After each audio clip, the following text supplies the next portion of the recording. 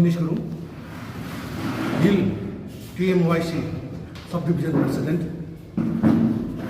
विशेष गरी हिजो हाम्रो पार्टीद्वारा, टिएमसी पार्टीद्वारा गभर्नरको प्रस्थानमा कालो झन्डा देखाउने जुन चाहिँ कुरा भयो, कालो झन्डा देखाउने प्रोग्राम गरियो, त्यस विषय लिएर धेरै चर्चा विचर्चा भएकोले गर्दा त्यस विषयमा दुई शब्द बोल्न चाहन्छु। र विशेष गरी हामीले किन गभर्नर एउटा हेड अफ कन्स्टिट्युसन उहाँलाई कालो झन्डा देखाए, यसको मुख्य कतिजना अन्यलमा पनि छ।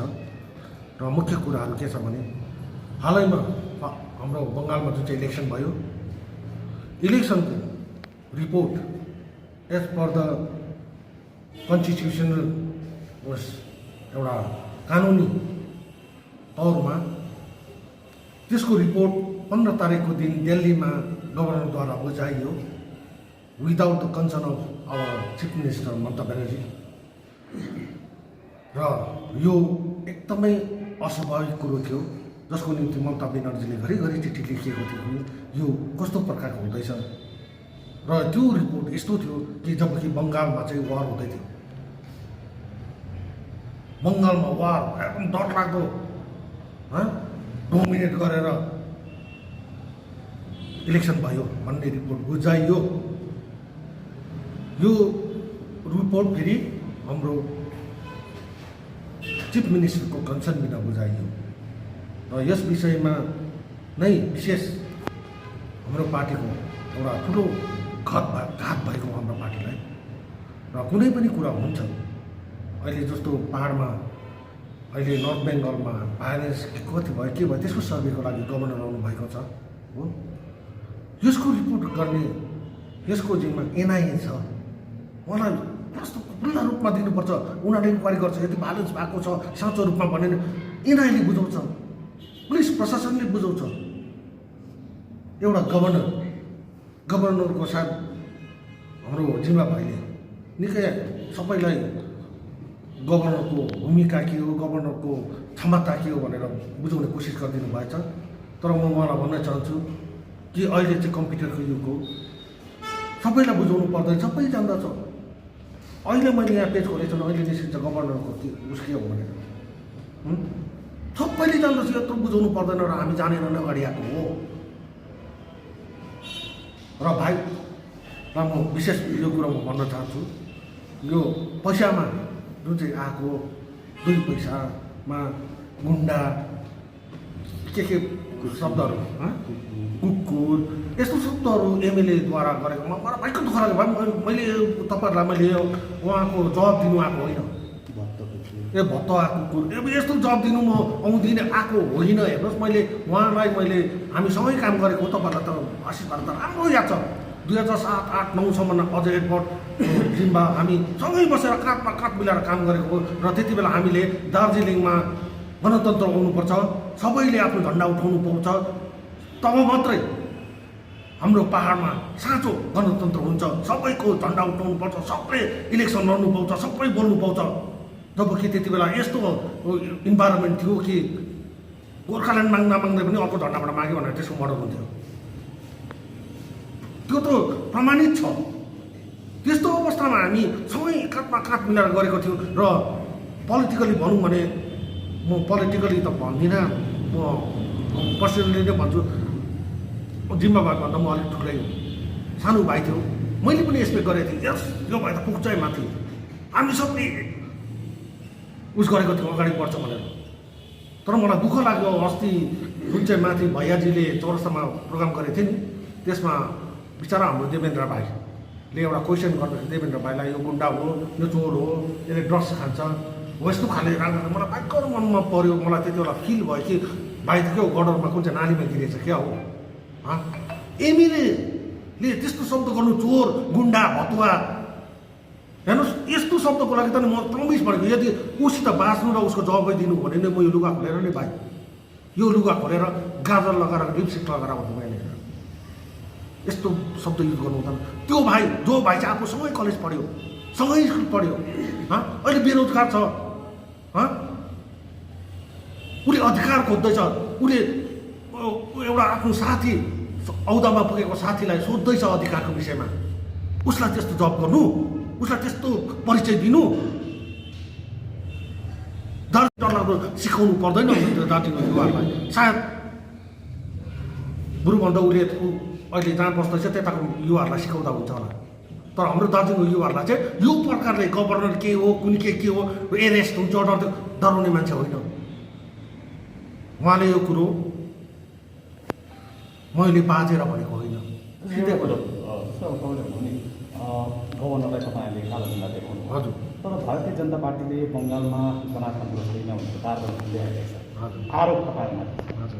जो तपाईँले कालो झन्डा उहाँलाई देखाउनु हो, कतै त्यो कालो झन्डा देखाउनुको कारणले गर्दा यो कि प्रमाणित भएन र गणतन्त्र छैन भने? किनभने गभर्नर तपाईँले अघि मात्रै भन्नु होइन, यस्तो हो नि त, राज्यको सबैभन्दा ठुलो संविधान। हजुर, यो चाहिँ के हो भने नि हामी नागरिक, हरेक नागरिकको एउटा अधिकार छ गणतन्त्रको निम्ति लडाइँ गर्ने। गणतन्त्र हनन हुँदैछ भने हामी लडाइँ गर्छौँ, किनभने एउटा गभर्नर एउटा प्यारालल बडी हो। उहाँले कुनै डायलग बोल्नु, कुनै पर्टिकुलर पोलिटिकल पार्टीको इन्ट्रेस्टमा डायलग मार्नु यो रङ हो, रिपोर्ट बनाउनु रङ हो। यो चाहिँ डेमोक्रेसीको एगेन्स्टमा हो। हेर्नुहोस् अहिलेको जमाना यस्तो छ, अहिले प्रेजेन्ट हजुर, अहिलेको प्रेजेन्ट सिचुएसनमा चाहिँ कस्तो छ भने नि संसारमा पनि कुरा चल्दैछ अहिले, संसारभरि इन्डियामा चाहिँ गणतन्त्र हनन हुँदैछ भनेर। यस्तो प्रकारको हनन हुँदैछ। गभर्नर एउटा प्यारालल बडी हो। तपाईँहरू सबैले जान्दछ गभर्नरले कुन चाहिँ डायलग बोल्नु सक्छ, कुन चाहिँ डायलग बोल्नु सक्दैन। र गभर्नरको जुरिडिक्सन के हो? हेड अफ द कन्स्टिट्युसन, जसले सबै समान रूपमा हेर्नुपर्छ, पार्टी छुट्याउनु हुँदैन उसले। होइन, तर यसको विरुद्धमा तपाईँहरू कोर्टमा पनि जानु सक्ने थियो, तर अब त्यो कोर्टमा तपाईँहरू नगएर उहाँलाई कालो झन्डा देखाउनु, कतै गभर्नर होइन संविधानको एउटा मूल खाम्बै भनौँ स्टेटको, राज्यको, उसलाई यसरी व्यवहार गर्नु, ऊमाथि यस्तो खालको बर्ताव गर्नु, यो संविधानलाई तपाईँहरूले उल्लङ्घन गरेको भएन? चेतावनी दिएको भएन? होइन, यस्तो भएन आशिषजी। संविधानको हेड अफ द संविधान उसले गल्ती गर्दैछ भने नि जनता त के हो? होइन, हेड अफ द जसले त संविधानको बाउ हो उसले नै संविधान नागेर काम गर्दैछ भने हामी त जनता हो। मैले तपाईँहरू न्यायलाई चाहिँ त्यसको एगेन्स्टमा उहाँको विरुद्ध जाने ठाउँ छ नि त, ठाउँ छ। तपाईँहरू त्यही त मैले भनेको। ठाउँमा यता सुन्नुहोस् न, तपाईँले जो एउटा कुरो सुन्नुहोस्, जब कि तपाईँलाई भारतीय जनता पार्टीले बङ्गालमा गणतन्त्र छैन भनिरहेको छ, बारबार निरन्तर रूपमा आरोप लगाइरहेको छ, त्यो आरोपलाई, बिजेपीको आरोपलाई तपाईँको कार्यले सिद्ध भएन, प्रमाण भएन, त्यस्तो के तपाईँलाई फिल भएको छैन? होइन, फिल हुँदैन त्यो, किनभने एउटा जसको हात, जो चाहिँ गभर्नर एउटा है कन्स्टिट्युसनल हेडले यो गर्दाखेरि हनन हुन्छ, मैले यस्तो डाइलेक्ट बोल्दाखेरि डेमोक्रेसीको हनन हुन्छ भन्ने जान्दै यस्तो स्टेपहरू उठाउँछ भने हामी त एउटा साधारण व्यक्ति हो। हामीले एउटा ब्ल्याक फ्ल्याग देखाएर के गर्नु चाहेको भने हामी खुसी छैनौँ। हामीले उसलाई केस गरेर डरलाग्दो केस गरेको छैनौँ। अहिले हामी यति प्रमाण गर्दैछौँ, हामी खुसी छैनौँ। जुन प्रकारको उसहरू हुँदैछ, हुनसक्ला भोलिको दिनमा पार्टीले कोर्टमा जाला, तर अहिले हामीले यति खालि बताउँदैछौँ कि हामी खुसी छैनौँ। हामीले भाइलेन्ट गरेनौँ, हामीले कुनै पनि नारा जुलुस गरेनौँ। तपाईँले देख्नु भएको छ, इभन हामीले झन्डा पनि लगाएनौँ। तपाईँले देख्नु भएको कुरो मैले हिजो पनि भनेको थिएँ, कतिजना साधारण जनता थियो उभिएको थियो जसले भन्दै थियो कि यो चाहिँ डेमोक्रेटिक राइट होइन, यो डेमोक्रेटिक अधिकार होइन। यसरी एउटा प्यारालल बडी भयो, एउटा जो चाहिँ गभर्नर, एउटा फादर भएर दुईवटा छोरालाई छुट्टाएर बोल्नु, एउटा छोराको पक्षमा बोल्नु, यो स्वाभाविक होइन। जबकि ऊ त सेन्ट्रल गभर्मेन्टको फादर हो, रिप्रेजेन्टेटिभ हो, एडमिनिस्ट्रेसनको हेड हो। अन्त यो कुरोलाई नबुझ्दाखेरि चाहिँ हामीले एउटा कालो झन्डा एउटा सानो कुरो हो, हामीले त्यस्तो प्रकारले गरेनौँ कि हामीले नारा जुलुस बाटो रोकेर एकदमै गरेनौँ। हामीले साधारण बाटोमा बसेर हल्लायौँ, सोसियल डिस्टेन्स मेन्टेन गऱ्यौँ, हामीले मास्क लगायौँ, हामी सब कुरो ध्यानमा थियौँ। हामीले एक शब्द पनि नारा लगाइनँ, तपाईँले देख्नु भएको कुरो हो। अनि हामीले कहीँ पनि झन्डा लगाइनँ, कारण हामी रुष्ट छौँ भनेर हामीले बताउनु मात्रै जरुरी थियो र हामीले बताएका छौँ। र विशेष गरी चाहिँ म जिम्बा भाइलाई भन्न चाहन्छु, जिम्बा भाइ, हामी एकअर्कामा राम्रो भनेर अघि चढौँ न।